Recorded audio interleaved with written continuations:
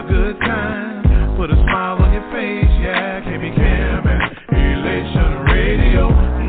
Even brighten your day and help you through the night. Bringing you good music. Can be Cam and Elation Radio. And here's your host, Kim and Kim.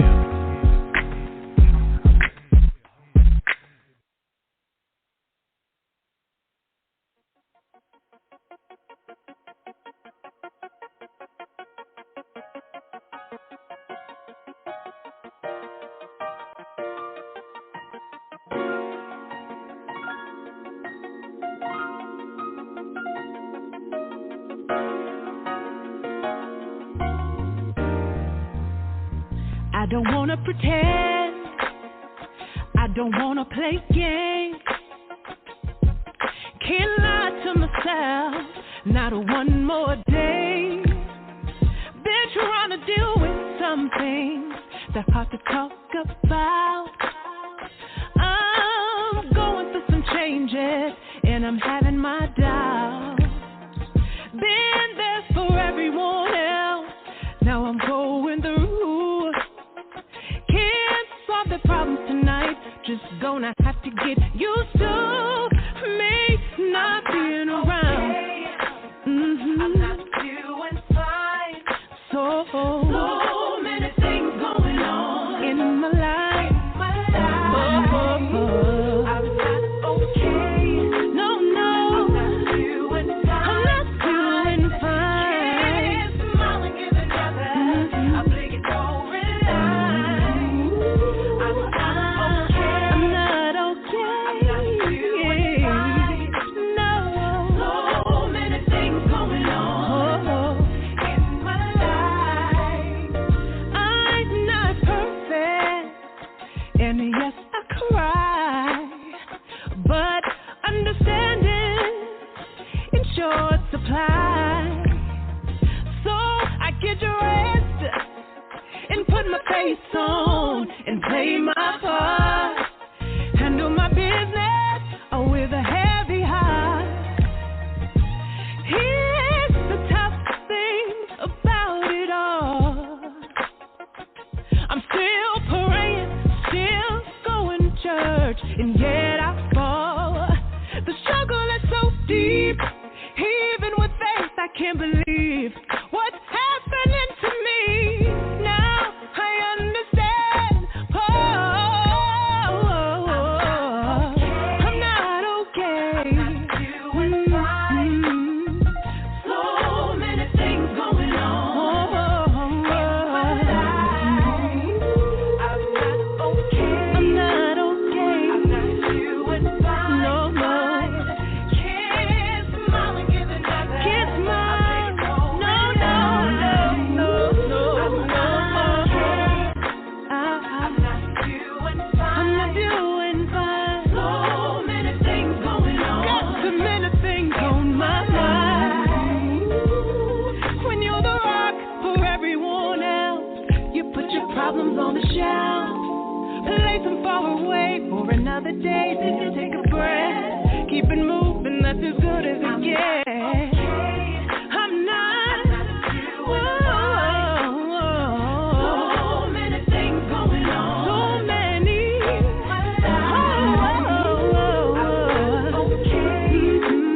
I'm not doing fine. Can't smile and give another. Won't smile.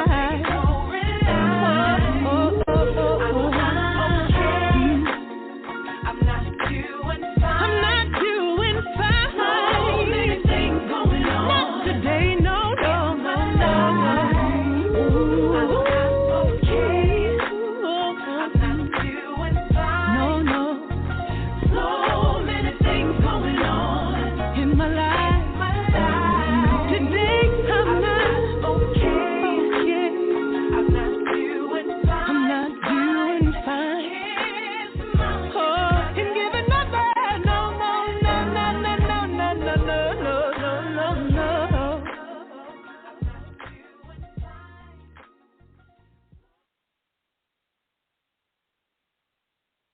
Well, here we are again for another podcast.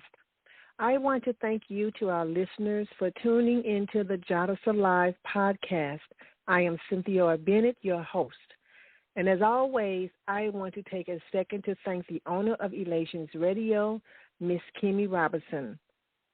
Here on the Jadasa Live podcast, we talk about issues, stories, resources, events. All of these are ways to eradicate abuse, all forms of abuse of all kinds in the community. And we do this through education, edification, and encouragement.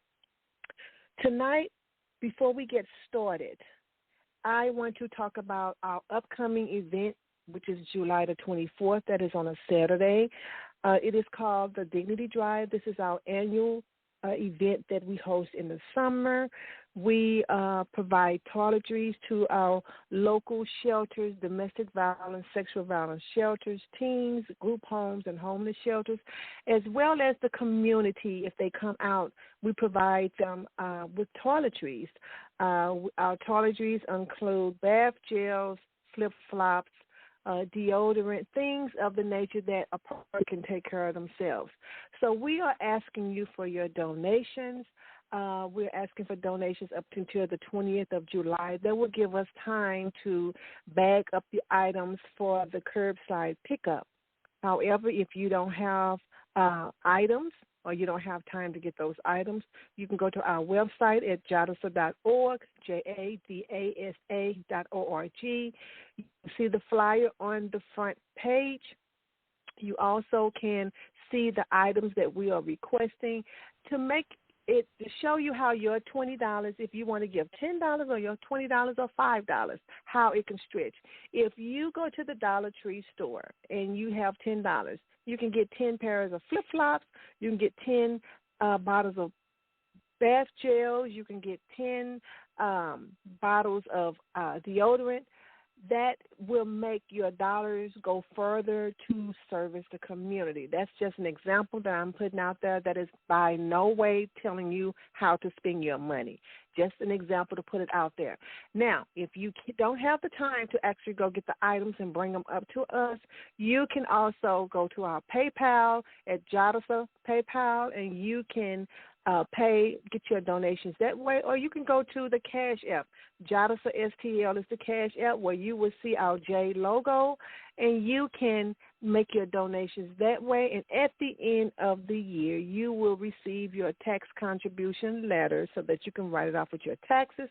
But most importantly, you will be helping those in need in the community. So, again, it is Saturday, July the 24th. You were asking you to come from 10 to 1 o'clock. It is going to be at our location, the Resource Building, the St. Peter's UCC Resource Building, where we are located. So, that being said, I want to get that out the way. Again, I want to thank you guys for coming on to our Blog Talk Radio to listen. Tonight, we have an author here by the name of Felicia Kirksey, and dynamic person, and she has written a book called From Darkness to Destiny. And so I want to ask everybody to give a hand clap or applause for Miss Felicia Kirksey for coming on tonight.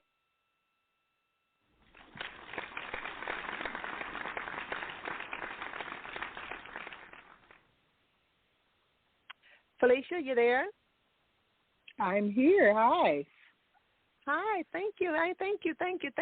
So we're going to pivot a little bit from the platform we were on, because this particular platform, it is a Christian radio station. However, we deal with abuse in the community, whether it's in church, streets, whatever. And so I kind of want to pivot your book towards what can the church community to help somebody who went through what you went through. I want you to kind of share your story, and you can share it in however way you want to share.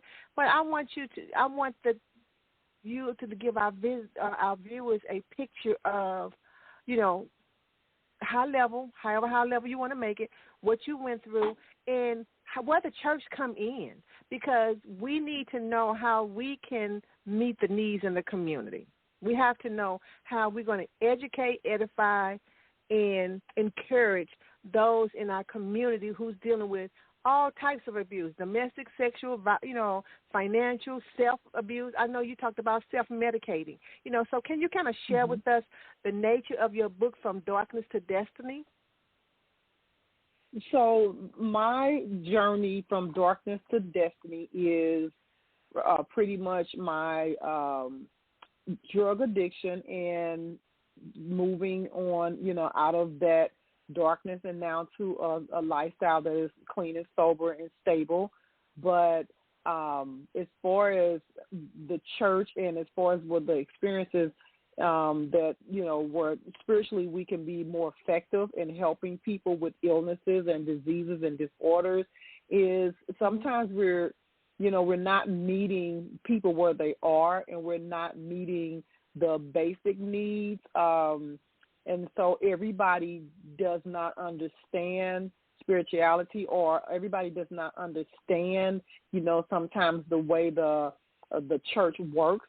So coming at individuals, sometimes super spiritual, can be a turnoff, and it can be more of a hindrance and a hurt than a help. And people are not doing it intentionally. I don't believe anybody in church or anybody that is a child of God or that has been on that assignment or mission to assist in saving souls. I don't believe that people are intentionally, hurting people, but sometimes we as, spiritual beings are not necessarily looking at help and assistance as just meeting people where they are, and not, automatically trying to get people saved or get, church members or make people join your church. Everybody's not ready for that.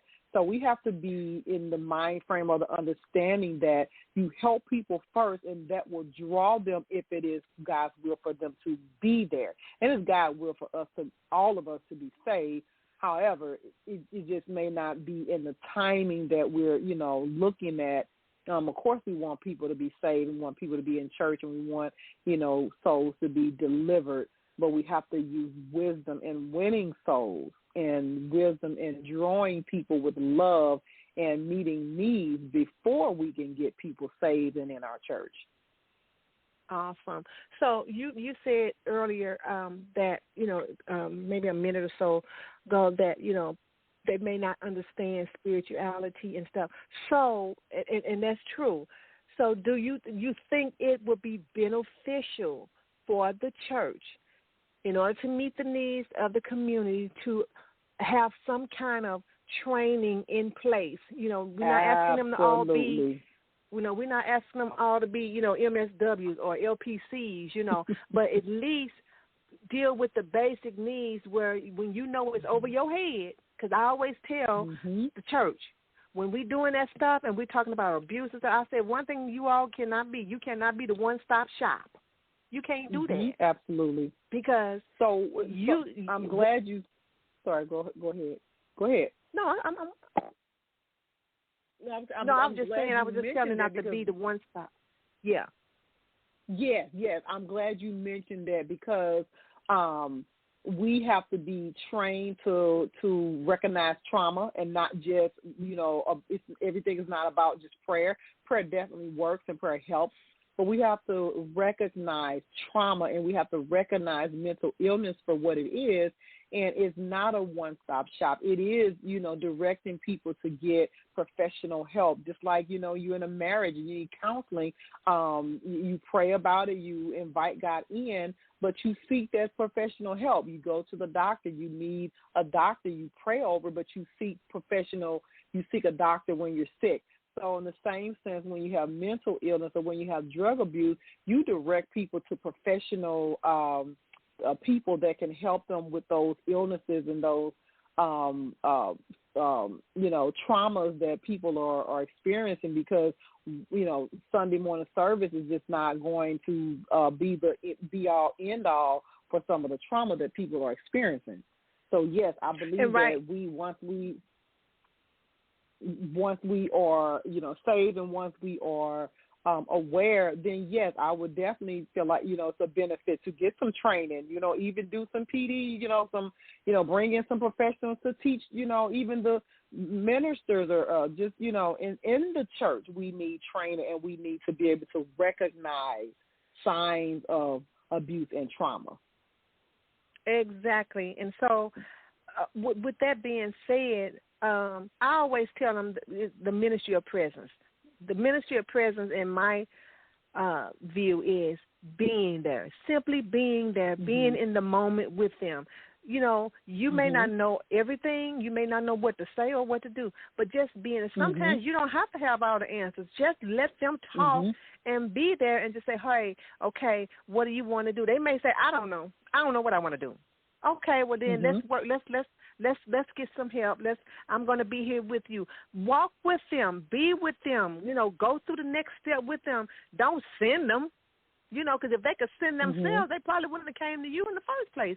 And so I wanted to bring that out because, as you said, in the African-American community, mental illness is often frowned upon as someone being weak. And also, and I've heard actually another advocate say that deals with mental illness, it doesn't always mean that when they come to the altar, it's the devil. Right. As far as, or you possessed. You know what I mean? You have to know when it's the devil and when it's mental illness. The mental illness is going to take some medication. But if you don't know that, then what you do, you refer them to somebody else. And I think that's what the church needs to do. They need to get into some partnership with these agencies and these, to help the people, because we got a lot of sick people sitting up in the church. Absolutely.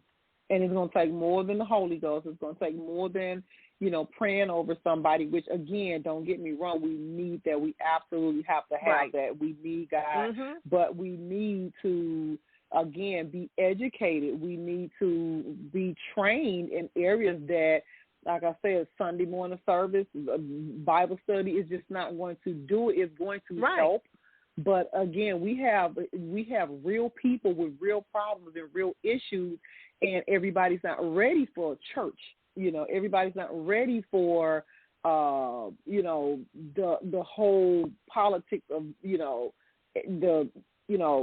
church etiquette and just sitting in church and, you get your deliverance. But, the key point that you said, absolutely, that we need to be trained to meet people where they are and give people the help that they need, that is going to be more than coming to church and experiencing, God. People need medication. People need therapy. People need counseling. People need help. So, I agree. We have to do better. We have to do more than just be a building for people to come in. We need to be going out into the community. We need to be, again, referring people or having somebody even there on site. We used to have nurses in the church, and so that's not a bad idea to have trained professionals, again, to recognize some of those things and even just be able to, a social worker in the church. Again, back in the day, we had nurses. You have physical illnesses and sicknesses, and so we need to be evolved to know that mental illness is real and it's getting worse. And to have somebody and then we also, there to as recognize the church, that. have to learn how to listen. We so quick to want to, well, let me tell you what the Lord said, and let me tell you this, and we so quick to want to, put them on the right and narrow path and say, yeah, we do, but it's a process right now. And that's something that we have to, as a church, and I'm saying we because both of us Christian, but I always tell people, I deal with abuse regardless in the community, and I put that out there, whether they saved, not saved, same sex, I deal with the abuse. Now, I just happen to be a Christian over an organization, but I'm dealing with the community. There's all walks of people in the community, and everybody is not in church. Everybody don't want to go to church. Everybody don't, you just have to meet them. Absolutely. Now, if they ask something about Jesus, then that's your open door. But right now, deal with the human side first, and we have to learn to listen to them. And then if we know if it's something that's above our head, don't go telling them something that you don't know what you're talking about, because that could come back on you in the church. Absolutely. And I have case studies about that. Churches that were sued behind this. And so it's going to take you, like you said, we're educating the community about this. And your book talks about that. You talked about, even when you went, the many times you went to church and, you knew you was struggling, but you wanted the Holy Ghost and you wanted some answers. You was looking for help, and the thing about it, I looked at it too. You talked about looking for help in all the wrong places. And even though you were at the church, it was still the wrong place because the people wasn't in place. The people that that you needed to be in place to help you was not in place to help you. So you left back out broken, and that's why we have to be careful that we don't re-traumatize people. So even with that being said, addiction is an illness. It is an illness, and it's not going to just be you can't pray it away. You can't, just, beat somebody with a Bible and, come to church. People need professional help. And again, cocaine addiction, crack addiction, it is a illness. And so, yes, you have to get yes, you come to church. Yes, you see God, but you need something outside of just a church building. And, even the people, like you said, the people in the four walls of the church, if people are not trained to recognize addiction and everybody's just saying, just say no, just don't pick it up, just put it down, you can do it, it's willpower, you don't have faith. And so we have to recognize addiction, and we have to direct people to the right places to get the help, along with being in church, along with, prayer, and along with doing those things that'll lead you, to God in the way that you understand it. Because sometimes it's over our head. That person that's struggling, it is over their head. Everybody don't know scriptures. And, just because you beat them with scripture and with the Bible and with the word, it doesn't mean that they understand it. And so, again, we have to meet people where they are and recognize that everybody, I had a saved father. I had a pastor for a father. Everybody don't have that, And so we have to understand that not everybody know the word or know how to get to God or know how to get, the right type of assistance. So, yeah. So what would be some of the things that would be beneficial? I mean, what can a church, say for instance, someone that's listening right now and they agreeing, what's the first step? What can they do? Because if somebody come and knock on the door, because the church is the church was supposed to be, and it's supposed to be the beacon in the community, because if you notice in St. Louis City, every neighborhood, they had a church in it, especially when we was growing up. Every neighborhood had a church in it, whether you went to that church or not. Every neighborhood had a church in it, and it was a beacon. So what can the church do? Because, we are losing people by the droves, and we have to come and meet them, because a lot of times people ain't coming up into the church because, one, they've been hurt by the church. They ain't coming. So what can they do? Like in your situation, your dad was a pastor, but you still felt a barrier when you did go to church. You felt a barrier. Again, I did. I believe because you feel judged and you feel like because you don't fit into what church is supposed to look like or feel like to you, you feel like an outcast. You feel like, all eyes are on you. You're not good enough to be there. And sometimes people don't mean, their intentions are not to make you feel like an outcast, but you feel judged if you're not saved, if you're not looking a certain way, you feel shunned. But I think, the church can do a better job of community work and not just be a Sunday morning fix, go out into the community, collaborate with some agencies, do work outside of, again, just having members and, wanting people to join your church, go out and do some community work, go, feed the homeless or, clean up, visit some of these other agencies and try to be of assistance other than, bringing people to church, because people want to know that you love them beyond I'm coming to your what they church. can do for so you, we're meeting tithes and all. So we can meet some of those basic needs, and show people that I love you and not I love you if you're a member of my church. So I think being more involved in the community and being more people-oriented, going outside of the church to draw people with love and acts of kindness.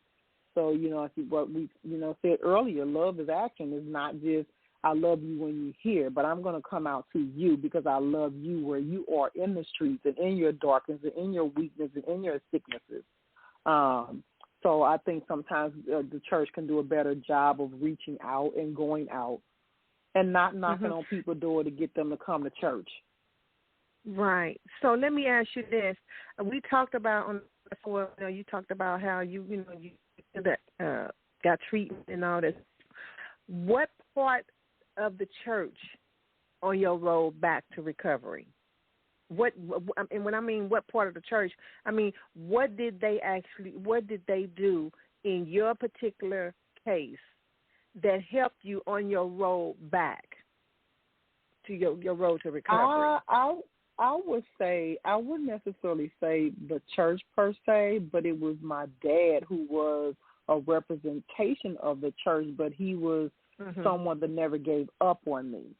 And no matter what I did, no matter where I was, he was always willing to bring me to church and to let me know that God still loved me, and not judge me. So it wasn't necessarily the church, but it was the God that he served that gave me hope, and to where I felt like even when I gave up on me, God didn't give up on me, and just to see the prayers and just to see how he never gave up on me, and how I want to clarify, he didn't give up on, even though he was disappointed in you, he still did not give up on you. Never gave up to the very end. Right. And that's what I want our viewers to know. We can be disappointed in our kids. We can be disappointed in somebody we've helped and they done went back, in an abusive relationship, they done went back to drugs. We can be disappointed, but still, I always say don't give up. Always be that open door, because you never know when they going to come back. You never know when this is the time they going to make their minds up. Yeah, we all done it. Everybody said, Lord, if you ever get me out of this, I ain't going to do it. Everybody did it. Everybody. And everybody went back. Everybody. And one thing I do want to clarify, though, when I say he was always there and never gave up, there were moments that he did show me tough love, because you can't enable a person. And even though sometimes, you have people saved, people take your, you being saved as being a pushover, or I can just do anything because they're saved and they're people of God. But we have to be careful with that as well, not to allow people to use us, not to enable people's actions. But, there were times where he did give me tough love. But because I knew that he loved me, I was able to even, get past some of those. Because at the time, I'm like, well, how could you, do A, B, and C? Well, sometimes you do have to hold people accountable, even in their sickness, even in their, dark times. You have to hold people accountable for their actions, but you don't leave them, So I just want to clarify that sometimes love doesn't always look like love. And once you know that a person loves you and they've shown you in other ways, then this person loved me, but I need to get it together. Yeah, so I wanted to, clarify that, because, like you said, we have to, this mental illness, I mean, it's out there, and we have to make sure that we can meet the need. We have to meet the need. The Bible said that which is natural comes first then the spiritual. Mm-hmm. So exactly. we have to meet the need, the human need. Don't come. Somebody come to you. Don't be preaching them. If they say they're hungry, they're not trying to hear Jesus. They want to see if you go pop up a can of Vienna sausage or give them some crackers or give them something so they can feed their hunger. Now, when they got a full belly, now they can concentrate and think. But right now they hungry. They ain't thinking about that. They thinking about when I will get some food in my belly. And guess what? They'll be more receptive to you the next time as well. Absolutely. And like you're saying, it has to be. We have to do it with wisdom. We absolutely. That just remind me though. There is a guy in our neighborhood. When I first encountered him, he's a noticeably active user. And the first time he approached me, I didn't realize who he was. Come to find out, I gave him some money, and come to find out he was a user. I have yet to encounter him where I haven't asked him, I won't give you any money, but I will buy you something to eat. And I always do that. And people are like, why are you still, buying him? Because wherever we go, he's still hungry. It's not hurting me to feed him. And because he is a person that I used to be, I have even more compassion that, he's in this situation. We don't know why he's in this situation, but he is. But just because he, is an active user, may have mental illness, I don't know. But it's not going to kill me to buy him a hamburger. And so every time I see him, they're still hungry. And I do that all the time. So I do it all, because every time I see a person that's, out there like that, I instantly see my brother. And I always I would want somebody, and I would want somebody to do something for him. Don't leave him out there. Yeah, I know he was in a trash can or whatever, but don't leave. I don't want to see that. I don't want to see that, And it takes nothing away from you. Now, if you don't want to do it, then that's fine. But don't knock somebody else that decides to have compassion. And there is a difference between compassion and feeling sorry for somebody. Feeling sorry for somebody is when you feel down about them because you can't help their situation. Feeling compassion is when you're doing something to change the situation. I said that before. You will find nowhere in the Bible that Jesus felt sorry for anybody. It said Jesus had compassion because he was always trying to make their situation better, even with children. Children are compassionate. Children don't feel sorry. Children are compassionate because if you notice when we were down and we're going through, what our kids do, they try to give us a hug. Oh, Mommy, it's going to be better. They try to do, they try to do something to make the situation better because children are compassionate. They show compassion. And that's what we need to do. Absolutely. As a church, Absolutely. Show compassion. Don't be so judgmental because today it was them. Tomorrow it might be you, and it might have been you yesterday. And so you know the struggle because you've been through it. Absolutely. Now, There's speaking a of chapter that, in my don't book you where think it would be... I was just saying there's a chapter in my book that the title is "But for the Grace of God, There Go I," because it was me. Yeah, I did. Yep. And I highlighted something in that area too. So don't you think that if the church would be more transparent, and when I say the church, people who have been through whatever it is they've been through, their trauma, and they share it. We ain't telling you to get out there and tell all your business, but at least be transparent enough for them to see hope. Like, okay, well, if she went through that and this how she looked, then there's hope for me. What is wrong with giving people hope? Why is it that we got to feel like we got it all in a bag of chips? Sometimes I think people are so far removed from where they used to be that they forget what it's like. And I know that there is a scripture that say we're overcome by the words of our testimony, but sometimes, and I'll even say me for an example. There were times where my testimony got old, so I stopped telling it. I'm like, that's no longer, God brought me out. I'm tired of talking about how I used to be on crack, and not understanding that somebody still needed to hear that, But I think sometimes we moving so far along that we forget that people are not where we are. And we forget that, you know, I'm one paycheck away from being homeless, or I'm one, you know, health crisis away from, you know, being, you know, some, you know, bills backed up because I had a health emergency or a health crisis. So I think sometimes we just forget that, you know, God showed us grace and mercy, and we have to be able to do that for other people. And sometimes we just, you know, we forget, or we just, you know, not in the mental space to recognize that we are judging, and we are, you know, on our high horse. And it does take, you know, constant reminder that was once you, and that could very well be you tomorrow.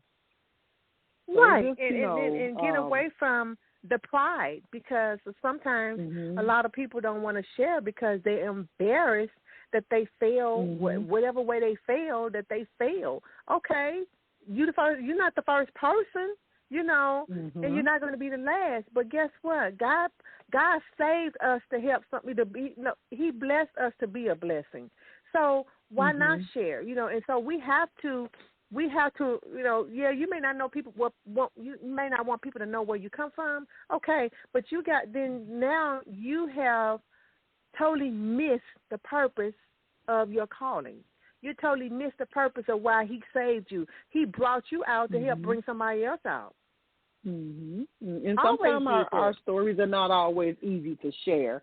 You know, it took me 27 years to finally be able to share my story. So sometimes, because we're not healed and we're not in a place where we want the world to know our mess and our, you know, dark places. So it takes, you know, again, being in a place where God can speak to you, and you know that it's God, and you know that it's your time. Because, again, there were times where I would share my story along the way, but I really didn't want people knowing that about me, because it was still a sense of embarrassment or a sense of, you know, humility that I have to open up and be transparent. I don't want people to know that about me. You know, especially in professionally, I don't want the people on my job to know that. So it took having the courage, first of all, and just being in a place where God can speak to you and say, this is what I want you to do, and go forth unafraid, and opening up your life, and literally my life is now an open book. But a year or two ago, I wasn't in a position to say, okay, I want everybody to know.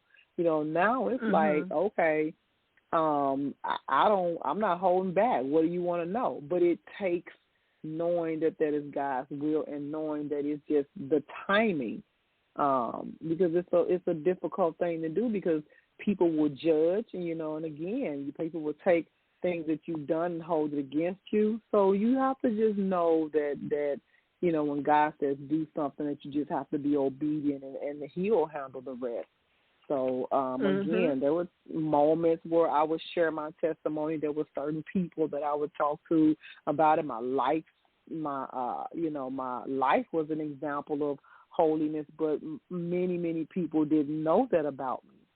And so, you know, you have to allow people to get comfortable in sharing when they're comfortable sharing. Or they won't be effective. Exactly. You know, I just feel like this was the time. You know, this was God's time and not mine. So that's the important thing. You know, God's time. Right. God's timing, exactly. And what I mean by them sharing is get to the place, like you said, being healed. Because if you're still there, you know, God always has a realm. It may not be you, but it's going to be somebody else. And because we want to make sure that the people are whole, because we have a lot of broken saints. Absolutely. We got a lot of broken behind saints. The church. Yeah. We got a lot of broken saints. And then you wonder why when they say praise the Lord, it's the way they say it is such a vile sound behind it, you know, because you could feel the spirit behind it.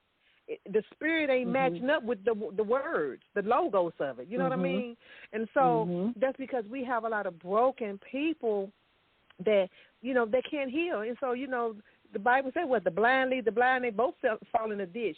So, you know, you can't speak to somebody about healing when I could not talk to people about all the things I went through until I was healed, and I was healed in my memory. Absolutely. Because if I tell and I'm breaking down and I can't hardly get it out telling you, then I'm not healed. You know what I mean? And they let me, next thing you know, they patting me and consoling me. Really? So we have to make sure. I try to make the situation light as well. We just have to make sure that we are ready and able and willing to, because they coming. I tell people all the time. Absolutely. The altar, they coming. They coming. And guess what? Sometimes they go come and try to trip you up just to see what you about. They coming.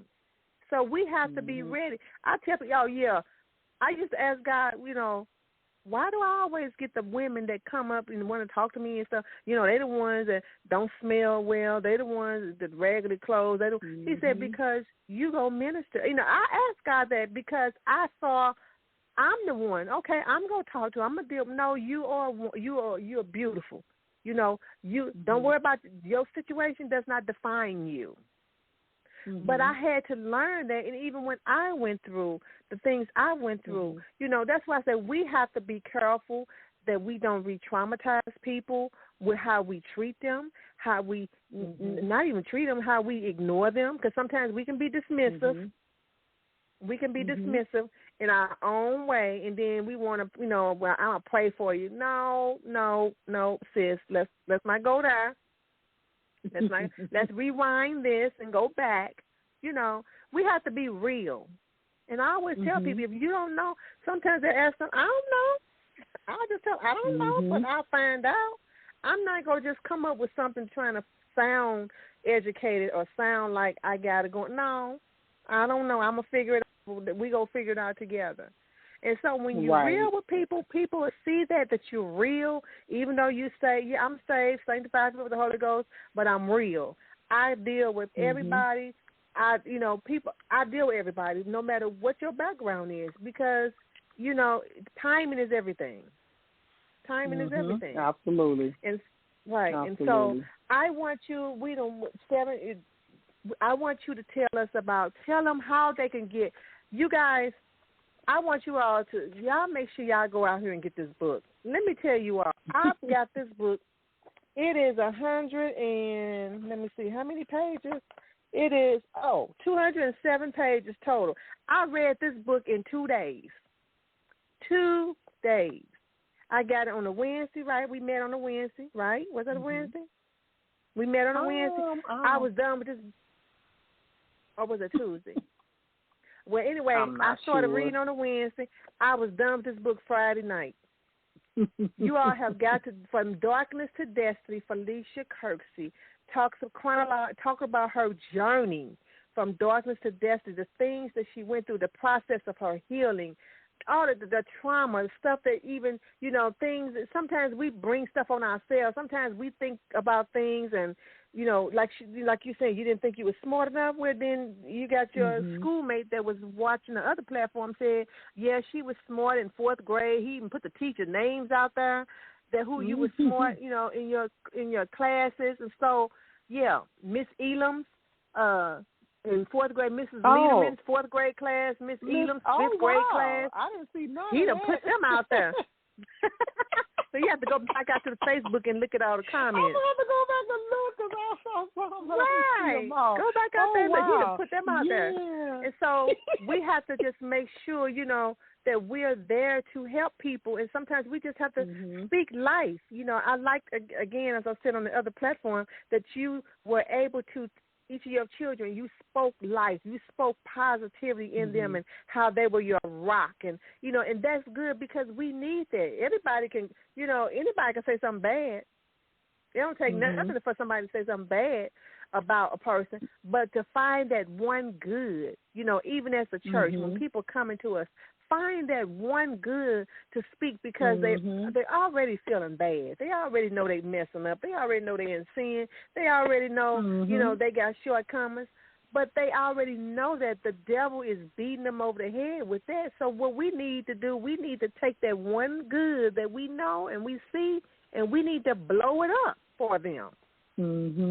That's how we're going to help the community. And so, I work with kids in alternative education, and these are kids that you can't, function in traditional classrooms. And one of the things that, it was one of, teachers see them as a problem, or, they can't do, ADHD, attention, behaviors, acting out or whatever. And, as a therapist, as a social worker, that's one of the things we, you want to minimize, the negative, and you want to highlight the positive. Everybody has something good. Everybody has something positive. And when you bring those things out, and sometimes we have to search a little bit harder, and then some folks than others, but you especially with kids and with children, you highlight, the positive. You highlight the things they are good at. You get on their level. You show interest in things that they're good at. And so, to build up their self-esteem and their confidence, and that goes a long way. That goes a long way when people can see the good in you and not all of the negative things that you're doing. And it could just be acting out, or nobody has ever told you how good you was. Nobody has ever, recognized that, you really have a great singing voice. You may be clowning in class, but you can sing. Let me hear you sing. And so sometimes we just have to make people feel good about even the smallest thing, just to get them, feeling confident. Maybe they acting out because they can't read, show them, maybe they can draw real good, or, just those simple things that you win people over, and then you can start working on other stuff. So. Right. Win them over first, because one thing about kids, if they don't think you care for them, they're not going to learn from you. At all. You can give them you can teach till you blue. All the they not going to get nothing. Want. You can give all the strategies you want, but when they don't feel like you care, you're absolutely right. They're gonna intentionally get put out your classroom. Or skip class. Definitely have to see. We definitely have to see the good in people, and children especially. They need us to not give up on them because they may feel out of place or acting out or can't do whatever. So, kids, grown-ups, you just don't give up on people. That's just you don't know what these kids are going to turn out to be. You don't know what people are going to turn out to do and be if they just have just that one. I always say, a kid just need one person to think the world of them, just one. And that goes for adults too, So we all need that. Awesome. Yes, we do. Well, this has been a wonderful conversation. Before we log off, I want you, Felicia, to give them your name. I want you to give them the name of your book. I want you to give them your website, how they can reach you, and if you want to give them your Facebook page for them to like you on Facebook as well. Can you share that information with the viewers? Absolutely. I am Felicia Kirksey. I am the author of From Darkness to Destiny. You can find my book on FeliciaKirksey.com. You can find me on Facebook, Felicia Kirksey. You can also find me on Instagram at Miss Butterfly 777. Awesome. Thank you all. Thank you for this discussion, our viewers. Also, you can go out on our website, Jadasa.org, and you can be able to click on the flyer where it says the Elations Radio Blog Talk, and you can go to any of the previous Blog Talk programs as well as tonight's and listen again and share, and also the platform where we were on Facebook and YouTube. It will both be on the website. So, Ms. Felicia, you can also direct other people that you know, your family and your friends, to the website or the social media pages. And remember, it's Jadasa 24/7, 365 days, all day, every day. With that being said, I want you to be safe, I want you to be well, and I want you to be whole. Good night. Good night, everybody.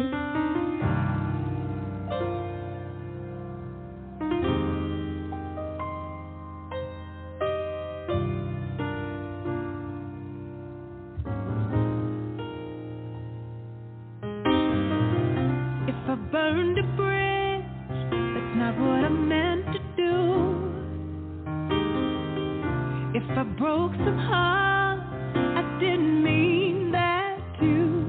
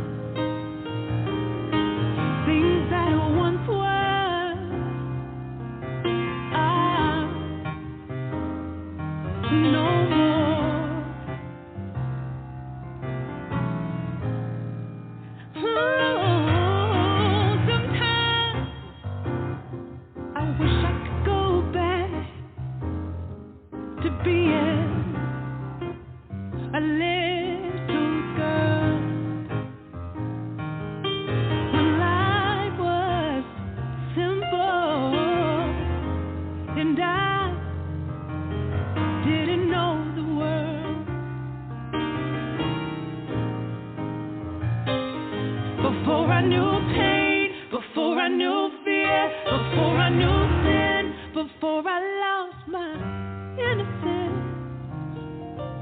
Life was simple then.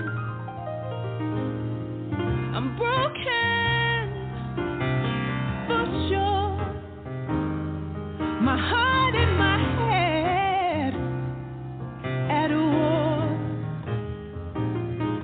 So I realize with everything I've tried, nothing fills the void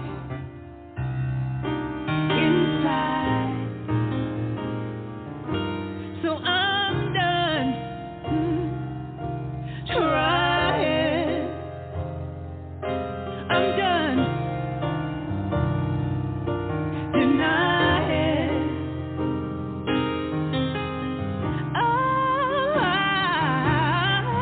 I've come to the end of me.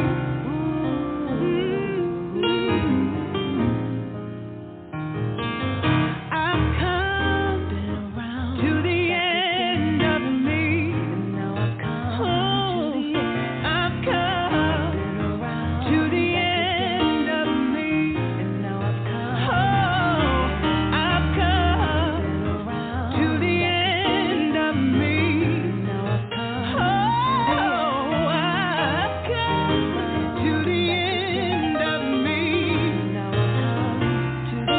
I've come to the end of me. Oh, I've come to the end of me.